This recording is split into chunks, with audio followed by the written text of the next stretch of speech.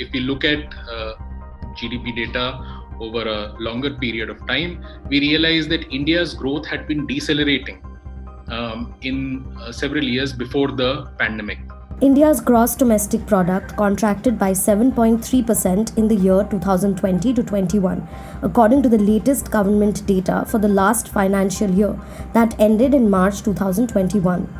Was the COVID-19 pandemic the main reason for this contraction? We try to look at the GDP contraction in the context of what has been happening to the Indian economy over the last 7 years, since the Prime Minister Narendra Modi-led government just completed its 7th anniversary last week. It appears as if the pandemic must be the sole reason for this contraction, and in many ways, yes, the pandemic is the central contributor for a decline, a contraction, but that would be wrong.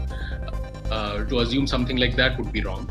And the reason for that is that if we look at GDP data over a longer period of time, we realize that India's growth had been decelerating in several years before the pandemic.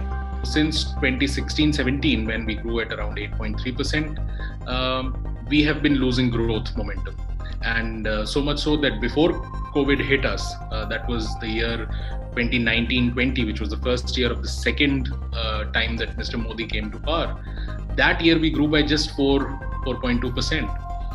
That is roughly half of what we grew, half the rate at which we grew in 2016-17. There were several sectors of the economy which were afflicted by different problems. It's too difficult to explain all of that in one video, but there were several sectors. What COVID did was that it just exacerbated all of our problems. And COVID, at the best of times, the best of economies, it hit them hard. For an economy which was already struggling, it was really detrimental.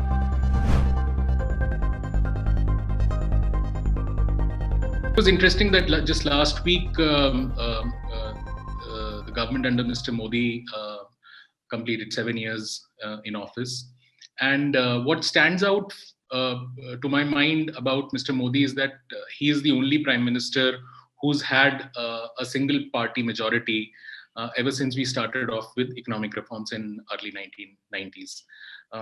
For the longest time, we've heard that we've had a weak consensus around reforms. And that reason is because typically the government in power was a coalition government, and there was no agreement on what needs to be done. And it was always imagined that if we had one day a leader who had a clear mandate, sufficient enough mandate, then perhaps India will move and truly achieve its potential as an economic powerhouse. In the last 7 years, that has hardly happened.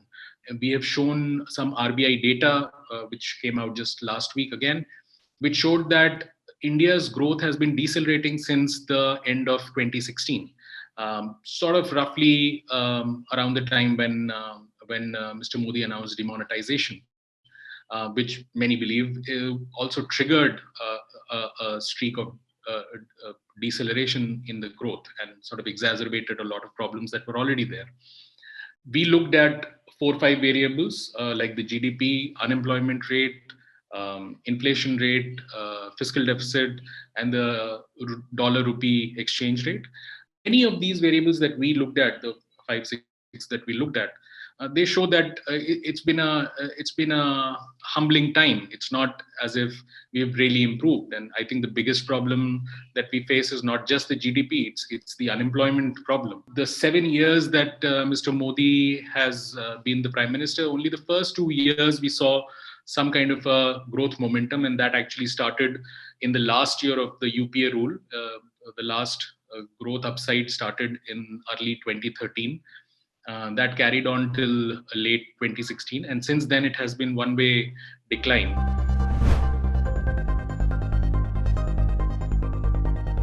So, see, inflation and unemployment, these are two fairly easily understandable economic phenomena, because this affects everybody, and you immediately understand. You don't need an economist to tell you when you've lost a job or if somebody else has lost a job and what the impacts would be. And similarly for inflation, which is essentially the rate at which prices rise, you immediately register that. On inflation, which initially for the first 3-4 years of Modi rule was considerably contained, and that one basic reason for that was that crude oil prices, which were between 110, which were around $110 per barrel, they fell to something like 85 in 2014-15, then to 47-46 dollars, almost less than half of what they were.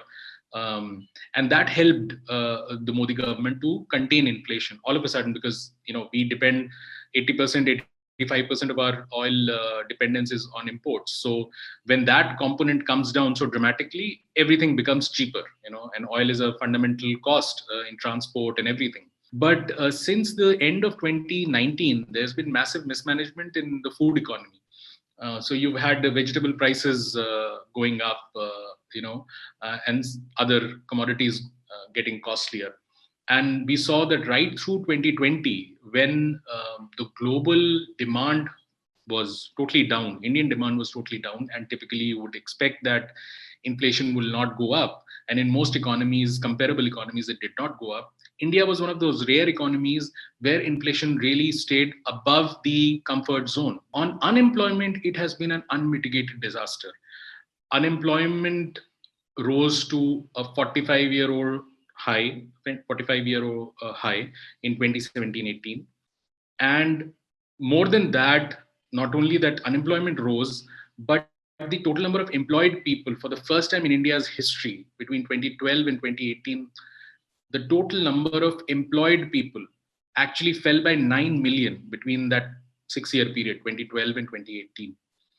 And that basically meant that there were a lot of people without jobs.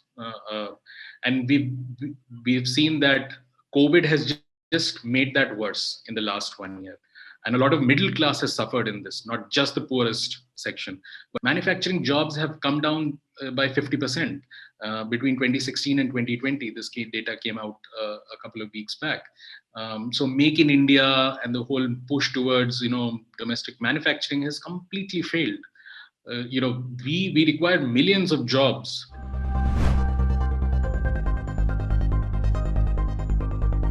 Whether or not the worst is over vis-a-vis COVID completely depends on one factor, which is vaccination. With the second wave hitting us, this year's growth, which is the current financial year's growth, is called under question.